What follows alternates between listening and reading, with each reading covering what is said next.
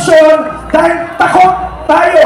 Yung nanay, kasama niya mga anak, nasa pupong sila. Anong sabi ng anak? Mommy, we lost everything.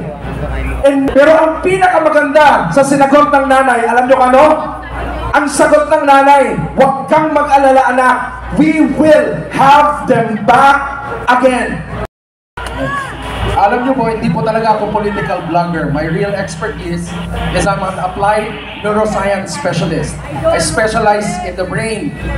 And I could tell you that a drug addict has no place in national leadership.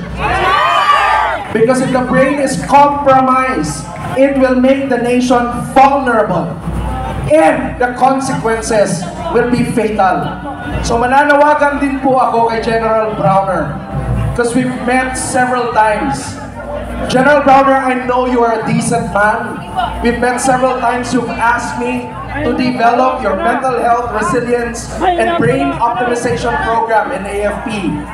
And you know, General Browner, that an addict is a threat much more to the entire nation. So please, save us from this man. Protect us. It's your responsibility. Secondly po, kasi alam niyo po sometimes, ang mga ganito, tayo mga Pilipino, after 2 weeks or 1 week, nakakalimutan na agad natin. Tama po ba? Tama ba? So i-address ko lang po kayo, okay lang? Okay lang. Alright. So guys, alam niyo po sa totoo lang, when I started to write, biglang nakita ko at nabasa ko dun sa mga comments, sabi ng mga tao, sir, ano lang naman ang magagawa namin, ordinaryong tao kami. Wala kaming pera. Pag kami nagsalita, titirahin kami. Dahil powerful sila, mayayaman sila, takot ang mga tao, in other words. Pero alam niyo po ba na itong takot na to is also the same thing that actually feeds corruption in government. Nakuha po ba natin? May corruption dahil takot tayo. Alright? Now, sintutan po natin ng konting science lang. Meron pong tawag dyan. Ang tawag dyan is learned helplessness. Ano po yung learned helplessness? Ito po yung kapag ang experiment nila, naglagay sila ng aso sa isang kulungan. Tapos, on one side ng kulungan, may shock. Tapos, nilagyan nila ngayon ng isang barrier sa gitna. Nung pinatugtog yung shock, yung aso lulundag sa kabila. At nagulat yung aso kasi may shock din pala sa kabila. Dumaan ng isang week, palundag-lundag yung aso para mag-survive from the shock. Pero alam niyo po anong nangyari after 2 weeks? Tanungin niyo po ano? Kahit marinig pa ng aso yung shock, hindi na siya gumagalaw. Kasi umaandar na yung utak ng aso at sinasabi niya, natural na to, ganito na lang talaga to, ito na yung bagong natural sa buhay ko. Learned helplessness. Nangyayari sa mga hayop, but apparently in the Philippines, it's also happening in the Philippines. People are so disempowered. And in fact, in neuropolitics, tinuturo po yan na gumagawa yung mga gobyerno daw ng mga events para dumating sa punto na overexpose yung mga tao sa abuso to the point that they start accepting it.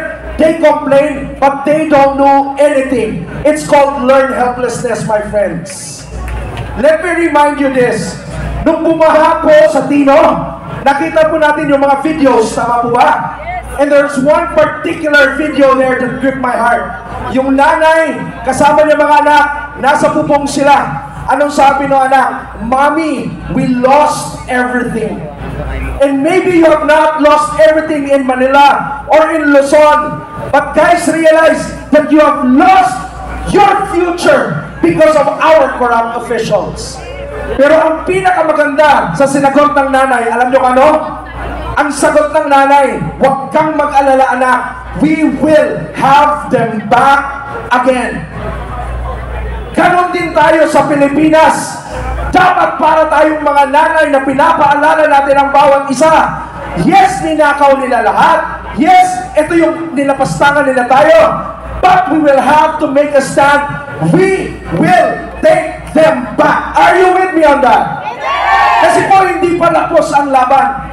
And I think of a certain analogy about it. Alam niyo po ba yung story ng Ten Commandments? Tama po ba? Magtatapos ako rito.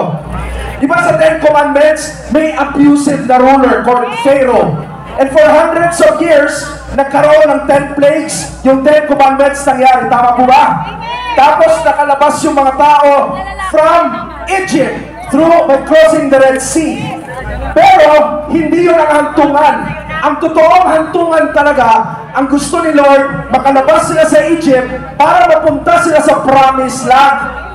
Pero, nandun sila sa disyerto dahil sobrang takot sila sa mga higante na nasa Promised Land. Alam niyo kung ano nangyari? Tumagal sila ng 40 years. Everybody listen to me because I think this is important in terms of analogy. 40 years. It took them 40 years to cross the Promised Land. Do you know that the time that the senior Marcos was ousted was exactly 40 years from today? We are now on the 40th year. The battle is not over. It's not just to replace the president. It is for us to pursue our Promised Land. Kasi may destiny ang Pilipinas.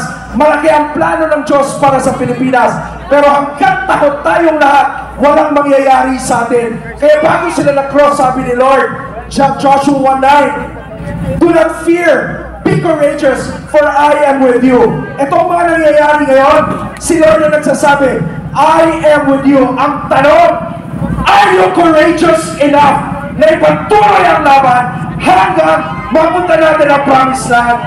But I tell you, there's going to be giants in the Promised Land.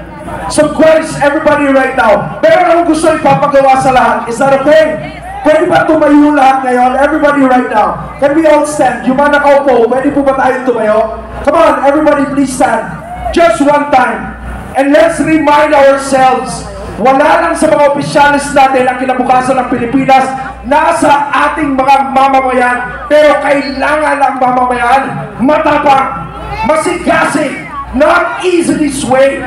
Supposedly dapat tayo lumalaban, walang learned helplessness. Are we here? So napapagawa ako sa inyo ngayon. Is that okay? I want you right now, everybody, to make your loudest, strongest shout. Lahat ng frustration nyo, ilabas nyo na. Lahat ng galit nyo, ilabas nyo na. Pero pag sumigaw kayo, huwag kayong sumigaw na desperado. Kasi alam ko, mananalo tayo at sigurado ito. Are you here? Are you ready to make that shout right now? Are you ready to make that shout at the count of 5? Everybody count 5, 4, 3. And I want you to shout longest shout, but also a shout of victory. Galit ka pero sigurado kang mananalo.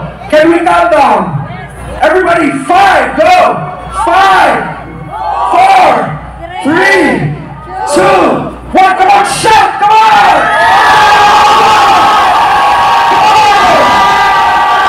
Shout as if your life depends on it. Shout as if your nation depends on it. Come on, everybody! Ibalik natin sa mga kabuhan! Ibalik mo sa mga kabuhan! Galit ng tao! Ibalik sa mga kabuhan! Frustration ang mga bayan! Ibalik natin sa mga kabuhan! Lahat natin! Tayo ang mananalo! Everybody shout!